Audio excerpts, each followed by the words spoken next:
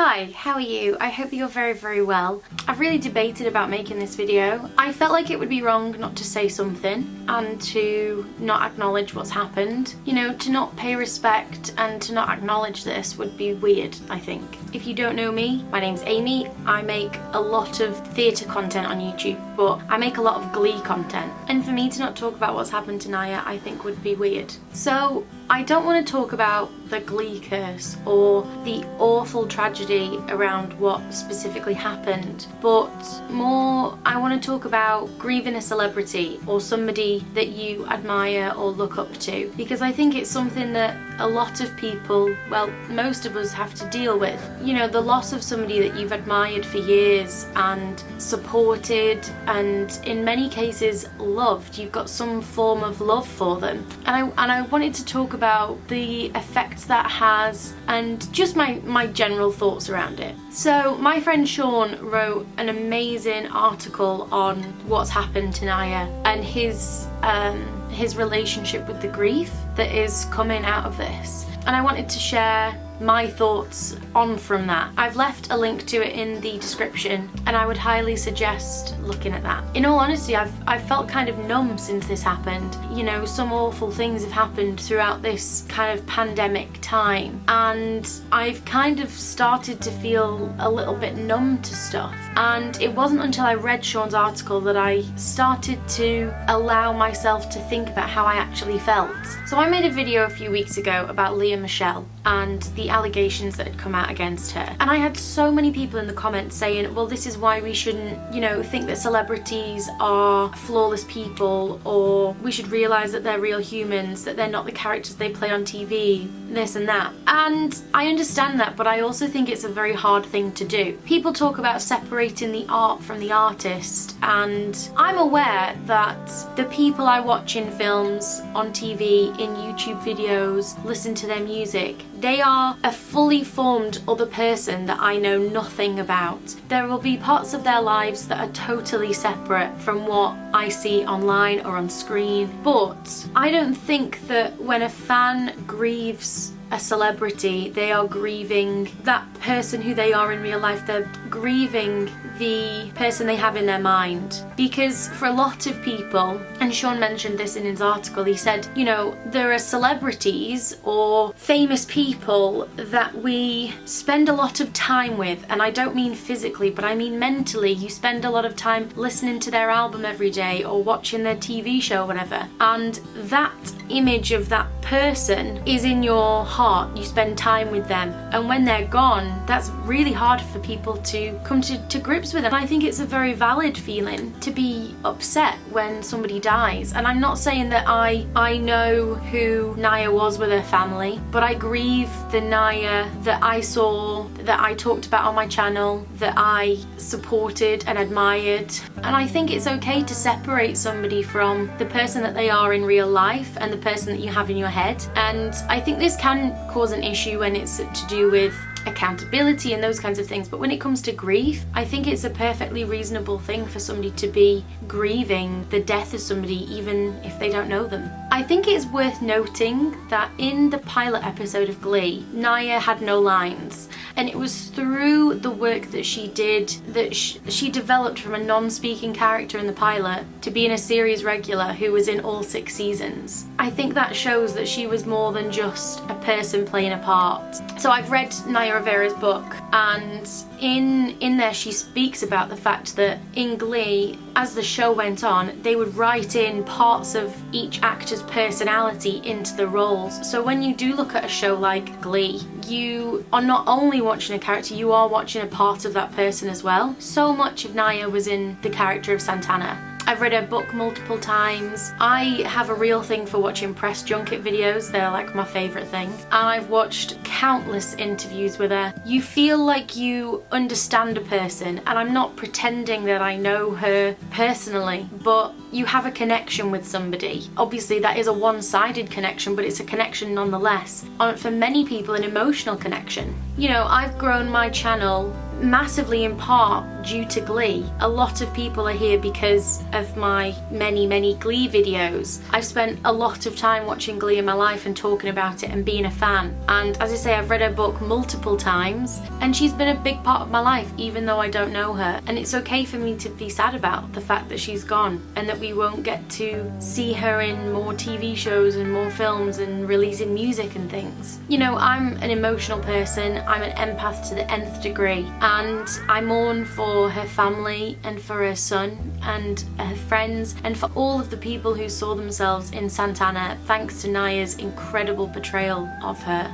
You know, people make fun of Glee. It's like a meme these days to make fun of it and all of the crazy things that happened on it. And you know, I've made fun of Glee, but it always comes from a place of love. Glee was a massive part of growing up for me. It was in a town and in a group of people who I didn't feel like I connected with. It showed me that it's okay to be extra and weird and dramatic and intense and passionate and ambitious and a total geek about something. And it taught me that there were other people who would accept me for being not like everybody else in my school. The things that I was made fun of for at school were the things that people were celebrating on Glee, and that had a huge impact on me. You know, Glee roots for the underdog, and I think it had such strong representation for so many people at a time when there was nothing else on TV. And we look back at it now in 2020 and we're like, there could be such better representation, and there is better representation these days, but at the time, that was the best we had. And it was amazing for so many people. Having a lesbian Latina cheerleader as a series regular on a show was massive. She gave people the opportunity to see themselves on screen for the first time ever. She was sassy and sexy and smart and witty and so layered. She was such a complex character, and it was through Naya's incredible performance that she was so believable and so relatable to so many people. It was also Naya's performance that inspired the creative team to write more for her. She pushed them to make realistic, lasting, important relationships. The thing is as well, she wasn't just the queer girl, or she wasn't just the sassy girl, she wasn't just a bitch. She was so much more than that. And you know, Santana was a flawed character, but everybody was in Glee, and everybody in the world is. We're all flawed. We've all done bad things, but at the base root of it, Santana was an amazing representation for so many people. She helped so many people realize their sexualities as well, and that can never be diminished. The delivery of her coming out monologue to her abuela was beautifully acted.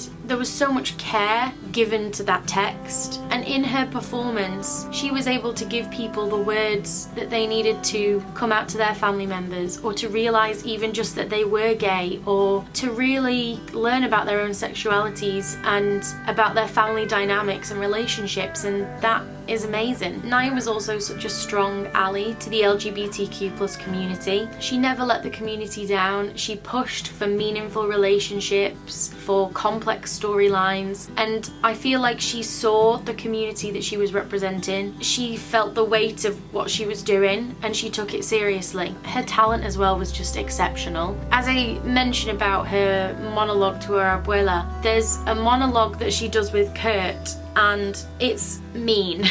Her ability to do these huge monologues was crazy, and she says in her book, and obviously in the tributes that have come out for her, people have said what an incredibly hard worker she was and how insanely talented she really was, that she could look at one of those monologues in the morning and then do it later on that day, and they're huge. They're like massive monologues, and it's not just about memorizing the words but hitting those beats of the comedy and making it so layered and textured and engaging. I mean, obviously it's a singing and dancing show, so you expect people to be good performers, but her voice is amazing, and the fact that she can go from doing a song like Nutbush City Limits to doing Landslide or If I Die Young, she was able to do the huge big dance numbers and also really emotional things as well. Shaun said in his article, "To celebrate them in life but to not grieve them in death is a hollow and baseless paradox." And I agree massively. I think you have loved this person and this character for years, and then when they go. I think it's okay to have those emotions, and I think that we need to kind of, I don't know, normalize that a little bit more. I can't imagine what is going on for her family right now and her friends, but I hope that we, as the fans of the Glee community and of Naya, I think, you know, it's up to us to let people grieve in the way that they need to. She mentioned in her book, she talks through when Corey passed, and she said that they kind of went straight into filming the quarterback episode, and she said that they didn't really have the time to grieve properly, and they were so and they were so raw, and they weren't able to deal with those emotions properly. You know, we have to give people the time to grieve in their own way right now. So whether that be the Glee cast or her family and friends or other fans, we have to allow people to grieve. I have to say, I've been inundated with messages about, are you gonna talk about the Glee curse? Are you gonna talk about this? Are you gonna talk about that? And it's like, have some respect. You never know what's going on in somebody's life, and you don't know why somebody chooses to do something or not to do something. And I think that, you know, if somebody chooses not to post something, that's okay, and if somebody chooses to post something, then that is also okay, but don't be pressuring people. You know, don't make fun of people like me, or people who are feeling this even more deeply than I am. Don't make fun of those people. Don't make fun of somebody for showing emotion. Don't harass people on the internet for not speaking loudly about something or speaking too loudly about something. I mean, her family went to the lake where she drowned and were in the water and splashing about and laughing and things, and people were saying horrible things like, how can you smile when your family member's missing? And you know what, you do what you can in these situations. When somebody is missing or has died or something, there's no way to respond to it properly. You respond how your heart makes you respond, and we should be meeting everything at the moment with love and compassion, not questions of anger or misunderstanding or hatred. I hope you are all okay. I hope you're looking after yourselves. I hope you read her book. I think a great way to, you know, remember her and her heart would be to read her book. It's a very good read. She's very frank about stuff. She doesn't hold back. It's very juicy. If you love Glee, there's lots of like behind the scenes Glee information and stuff. So, you know, it's her words, and I'm so glad that she wrote it. So, you know, if you can, I would definitely suggest reading it. But just look after yourselves and look after each other. Understand that it's okay to be upset, and it's okay to need some time and take a moment. We just keep thinking of her family and, you know, support them in this. So anyway, thank you for watching. I hope this maybe helped in some way, or maybe you found it interesting to hear from my perspective as a fan. And yeah, I will see you again soon. Love you lots.